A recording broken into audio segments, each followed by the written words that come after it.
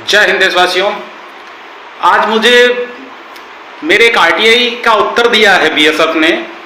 ये आरटीआई मूल रूप से मैंने गृह मंत्रालय को भेजी थी और गृह मंत्रालय ने इस पे 13 जनवरी 2026 को अपना आधा अधूरा उत्तर दे के और मुझे ये कहा था कि इसके बारे में जो बाकी की जानकारी है वो सीमा सुरक्षा बल देंगे आपको। और आज उनका वो उत्तर आ गया और उत्तर में वो क्या कह रहे हैं कि धारा 24 के तहत हमें ये जानकारियां देने से छूट प्राप्त है।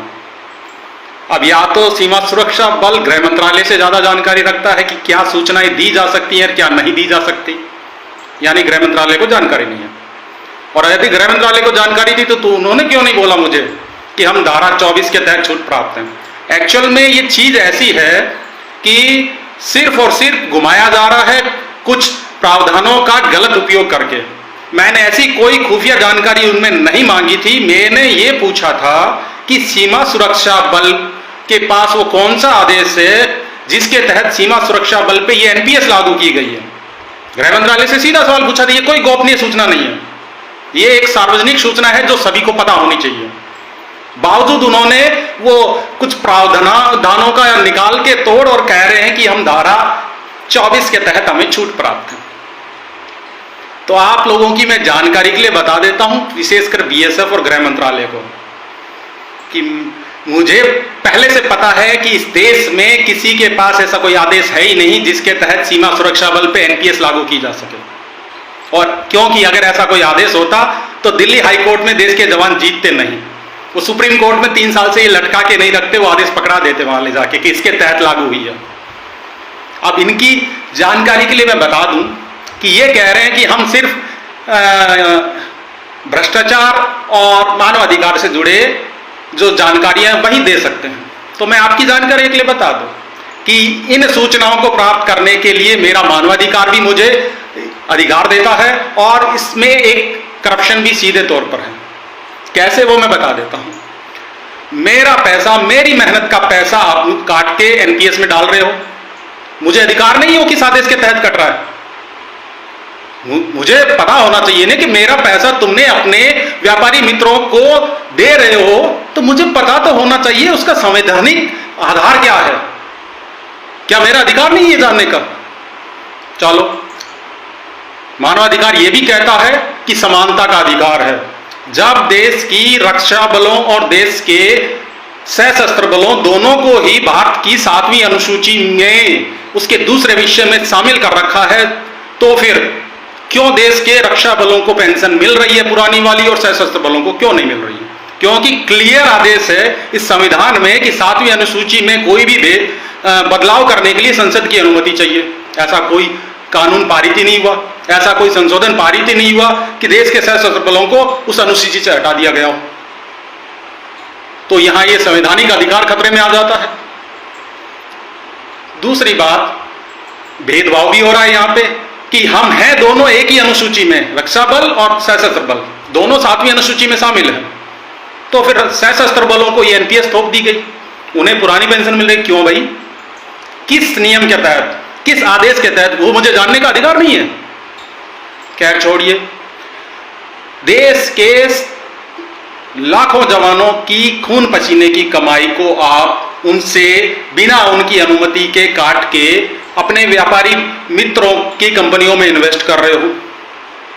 यह सीधे तौर पे खुला करप्शन है। अपने व्यक्तिगत फायदे के लिए उनकी कंपनियों में इन्वेस्ट हो रहा है। क्योंकि आपको बताना पड़ेगा, यदि कोई संवैधानिक आदेश है कि जिसके तहत बीएसएफ के जवानों की राशि को काट के आप उनकी कंपनियों में इन्वेस्ट कर सकते हो, तो उस आदेश को जानने का अधिकार है। अगर ऐसा कोई आदेश नहीं है तो खुला करप्शन है ये। तो इसके तहत भी आपको उसका आदेश मुझे देना पड़ेगा। अब ओवरऑल एक बात बता देता हूं मैं। एक गद्दार फिल्म का डायलॉग है कि क्या वो कहता ना, इकबाल साहब, एक कागज के टुकड़े पे मोहर नहीं लगेगी तो क्या तारा पाकिस्तान नहीं जाएगा। ये स्थिति बिल्कुल वही है। क्या गृह मंत्रालय या सीमा सुरक्षा बल मुझे इस आदेश की प्रतिलिपि नहीं देंगे तो क्या देश के जवानों को पुरानी पेंशन नहीं मिलेगी? सरकार से तो उम्मीद ही नहीं है, क्योंकि सरकार की तो नीयत ही नहीं है। वो तो सिर्फ दिखावा कर रहे हैं राष्ट्रवाद का। ये तो खुले लगे हुए हैं देश के जवानों को कम से कम वित्तीय जो चीजें मिलने वाली उसको और कम कैसे किया जा सके उसमें लगे हुए हैं। अब मैं और नई कहानी बताता हूं। इनको पता ही नहीं है कहां कहां इन्होंने क्या क्या गुल खिला रखे हैं। जब भी देश के केंद्रीय बल किसी राज्य में किसी विकट परिस्थिति में पहुंचे हैं, यानी वहां कोई पंगा हो गया है, तब ये संवैधानिक स्थिति वाली बात वहां जाके कोर्ट में कही है इन लोगों ने कि बीएसएफ इस देश का एक सशस्त्र बल है। एक तो मैं बता ही देता हूं, मेघालय हाईकोर्ट में 87-88 का केस है, डीजी बीएसएफ ने कह रखा है कि हम देश के सशस्त्र बल हैं, हम संघ के सशस्त्र बल हैं, आर्म फोर्सेज हैं, तो हम पे ये राज्य वाली स्थिति लागू नहीं हो सकती। तो जहां आपको बचना होता है वहां तो आप बन जाते हो देश के सशस्त्र बल, और जहां देश के जवानों को पेंशन देने की बात आती है तो वहां कह रहे हो तो पुलिस है, इसको नहीं दी जा सकती पुरानी पेंशन। ये दो कानून कहां से लेके आए हो आप लोग? ऐसे मेरे पास ढेरों सबूत हैं, ढेरों दस्तावेज हैं। तो आपके उस आरटीआई उत्तर से मुझे कोई फर्क नहीं पड़ने वाला, देना तो आपको फिर भी पड़ेगा। ये तो मैं मौखिक रूप से बोल रहा हूं, बाकायदा प्रावधान दूंगा कि क्या क्या दिया जा सकता है, क्या क्या चीजें गोपनीय होती हैं जो नहीं दी जा सकती।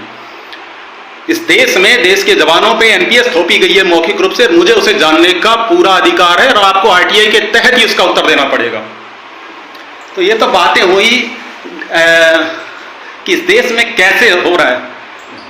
मैं ये जो आपको दे रहा हूं ना, दस्तावेज मेरे पास पूर्ण रूप से हैं कि इस देश के जो सीमा सुरक्षा बल और जितने अर्धसैनिक बल हैं वो सभी के सभी इस देश के सशस्त्र बल हैं, और सशस्त्र बलों पे ये एनपीएस लागू नहीं होती। उसके संबंध में मेरे पास भरपूर दस्तावेज हैं और मजबूत दस्तावेज हैं।